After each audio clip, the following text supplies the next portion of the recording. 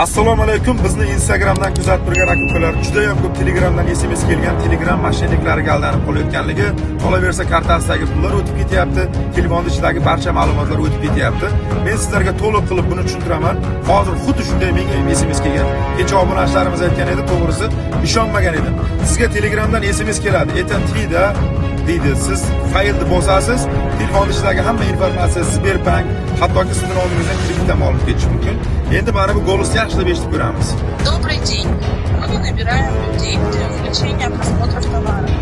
За каждое нажатие вы получаете 57 рублей.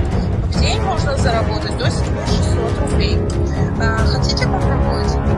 Если хотите попробовать, пишите ок. Hozir men bu yerga ok yozsam, menda hamma narsa unga o'tib ketadi. Xullas kalom, bu aytyapti, biz люди sabrat qilyapmiz, bir kunda 7 mingdan 8 minggacha topasizlar. Agar xohlasalaring, ok deb menga yozinglar deyapti.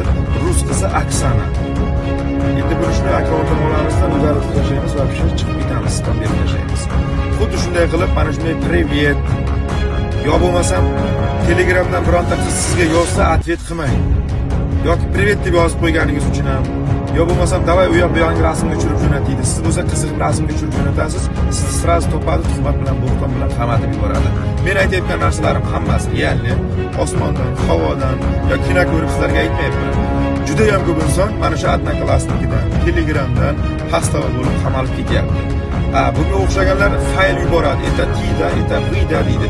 Bu fayl ustiga bitta bosasiz kirib ketib telefon ishlaydi hamma narsa.